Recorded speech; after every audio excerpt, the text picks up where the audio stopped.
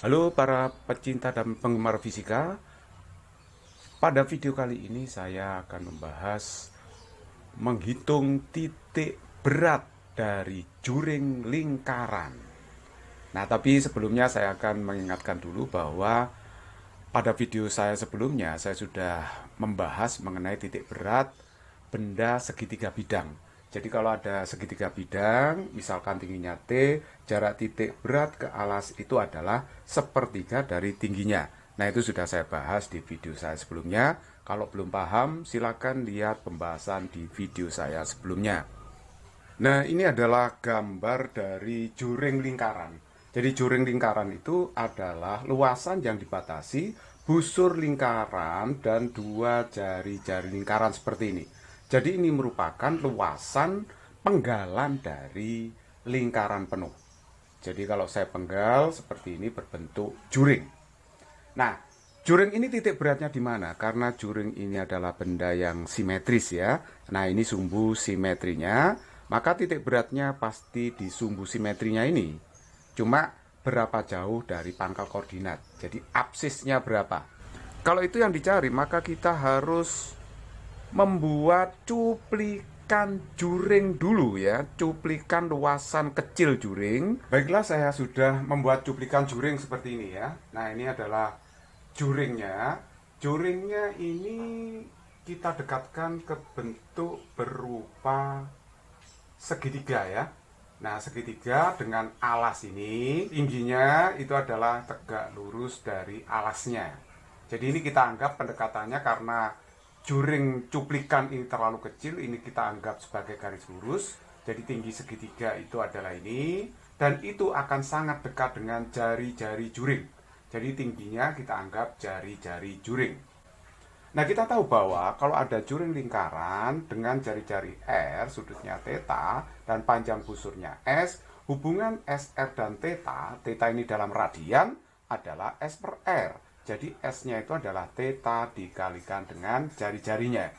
Sehingga kalau di sini juring ini sudut pusatnya adalah D theta, nah sedangkan jari-jarinya itu R, maka otomatis panjang busur cuplikan ini adalah sebesar R dikalikan dengan D theta. Nah, ingat teori ini ya. Jadi panjang busur ini adalah jari-jari dikalikan dengan sudutnya. Karena sudutnya D theta ya R kali D theta. Seperti itu. Cuplikan juring dengan sudut pusat D theta ini sejauh theta dari sumbu X. Nah, perhatikan di sini ya. Juring ini saya buat simetris dengan sumbu simetri sumbu X. Nah, tadi saya katakan bahwa kalau ini sumbu simetrinya sumbu X, maka titik beratnya pasti di sumbu X ini ya. Nah, sudut yang di bawah sumbu X itu adalah negatif, jadi min alfa, sedangkan yang di atasnya adalah alfa. Ya, sekali lagi sudut yang di bawah sumbu X itu minus, min alfa, yang di atasnya alfa. Karena kita ingat sudut itu kan mengukurnya dari sini putar kiri ke sana. Jadi ini kuadran 1, kuadran 2, kuadran 3, kuadran 4. Jadi kalau mengarah ke sini berarti di bawah sumbu X saya ambil sudutnya negatif. Nah, terus kemudian kita tahu bahwa juring ini pendekatannya berupa segitiga. Berarti kita bisa mencari luas cuplikan juring itu. Ya, mungkin Anda bisa berpikir ini segitiga sama kaki gitu kan ya. Nah, kita bisa mencari luas dari cuplikan juring itu. Nah, inilah cuplikan juring kalau saya ambil ya. Bentuknya adalah segitiga sama kaki. Jadi kita bisa menghitung berapa luasnya. Cuplikan juring luasnya saya umpamakan adalah DA. Jadi DA itu adalah berupa segitiga setengah, alasnya RD theta, sedangkan tingginya itu sangat dekat dengan R. Nah, sangat dekat dengan R karena cuplikan juring ini sangat kecil sekali. Jadi ini alasnya itu sangat kecil. Jadi R mendekati tingginya. Jadi kalau begitu tingginya kita isi R. Sehingga nanti ini hasilnya adalah setengah R kuadrat D theta. Nah, seperti itu. Ini anggaplah sebagai persamaan yang pertama, luas dari cuplikan juring. Nah, terus kemudian kalau kita mau mencari titik berat dari juring secara keseluruhan, maka kita harus mengingat bahwa cuplikan juring yang berbentuk segitiga ini kan punya titik berat. Nah, punya titik berat. Dimisalkan aja titik beratnya di sini. Saya beri nama Z. Gitu ya. Nah, berapa jarak titik berat segitiga ke alasnya ini? Pendekatannya berbentuk segitiga ya. Jadi jarak titik berat, nah, ke alas, tadi kan sudah saya singgung sepertiga T ya. Sepertiga tingginya. Berarti yang di sini itu adalah 2/3 tingginya, begitu. Ya kan? Nah, tapi perhatikan bahwa tingginya itu dekat dengan R. Jadi kalau begitu, ini sepertiga R, yang atas ini berarti 2/3 R. Seperti itu. Nah, ini sudah saya gambar ya. Untuk cuplikan juring yang pendekatannya berbentuk segitiga ini, jarak ke alasnya adalah sepertiga tingginya, berarti sepertiga R, sedangkan yang ke sana adalah 2/3 R. Nah, sekarang perhatikan baik-baik, titik berat dari cuplikan juring ini harus kita proyeksikan ke sumbu X, karena nanti titik berat dari juring ini adalah terletak pada sumbu X. Nah, kita proyeksikan di sini. Kita bisa mencari berapa jaraknya terhadap pangkal koordinat. Berarti kita mencari absisnya ya, X-nya berapa. Nah, tentu saja secara trigonometri, X-nya itu adalah 2/3 R cos theta. Nah, itu kan, X-nya adalah 2/3 R cos theta. Ini saya sebut sebagai persamaan yang kedua. Nah, sekarang untuk mencari titik berat dari juring secara keseluruhan adalah seperti ini ya. Kita memakai rumus X0 itu sama dengan sigma AX per sigma A. Atau boleh ditulis sigma X kali A per sigma A.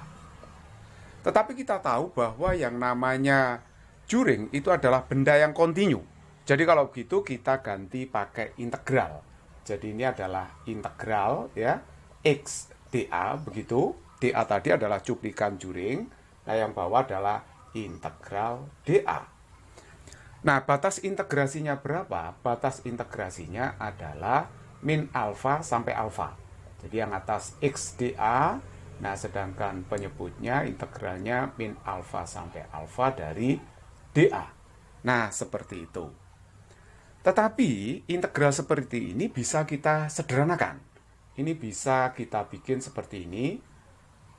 2 kali integral 0 sampai alfa dari X dA. Atau boleh yang bawah 2 integral dari 0 sampai alfa dA.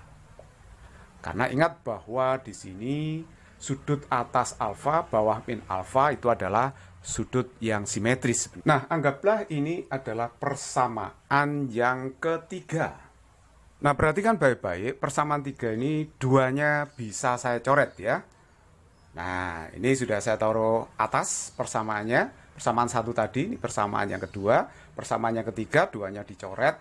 Jadinya adalah tinggal ini saja. Nah, ini ya, persamaan 3 sudah saya alihkan ke atas. Kita sudah punya 3 persamaan, berarti kita sudah siap menghitung X0, yaitu absis dari titik berat dari juring tersebut.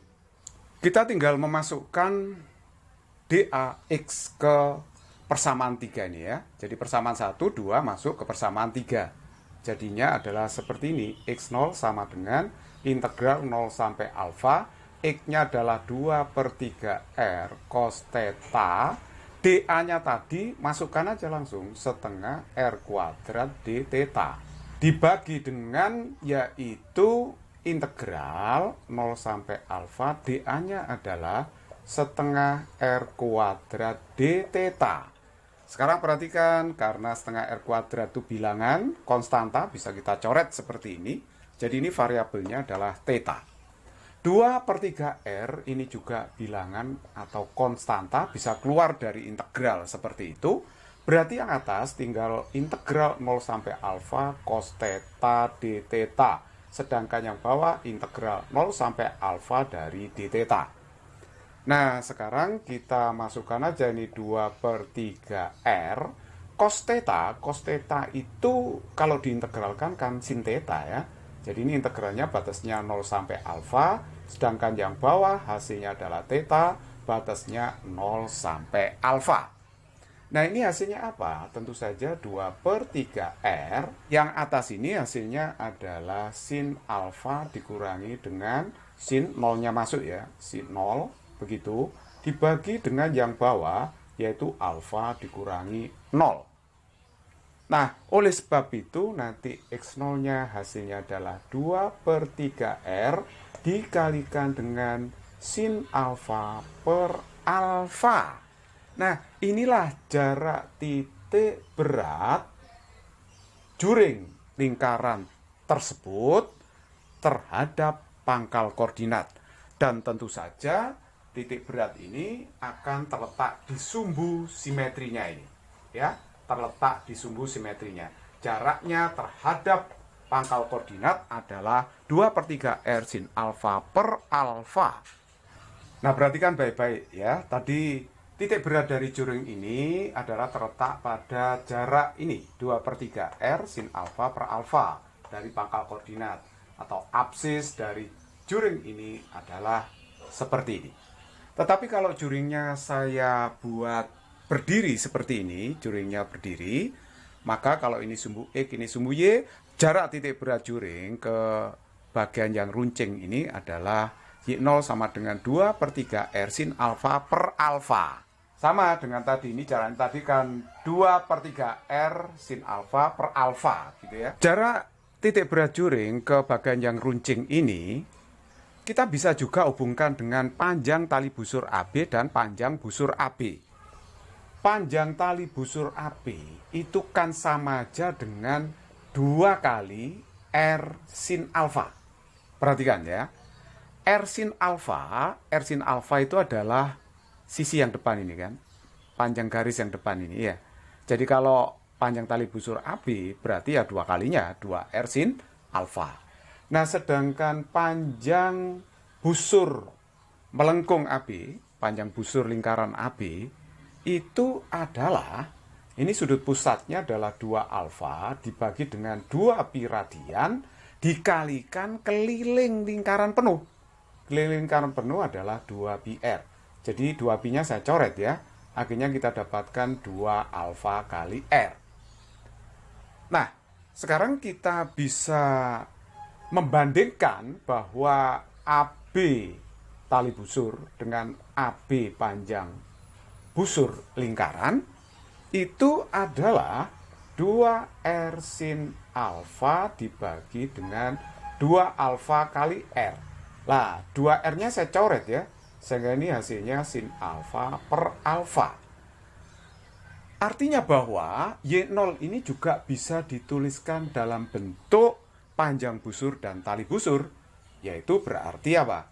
Nanti 2/3R tetap, sedangkan yang sin alfa per alfa itu bisa diganti AB panjang tali busur dibanding dengan AB panjang busur lingkaran.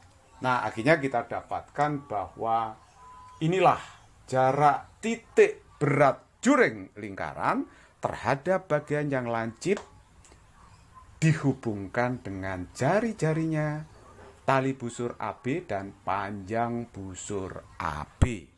It's very easy problem.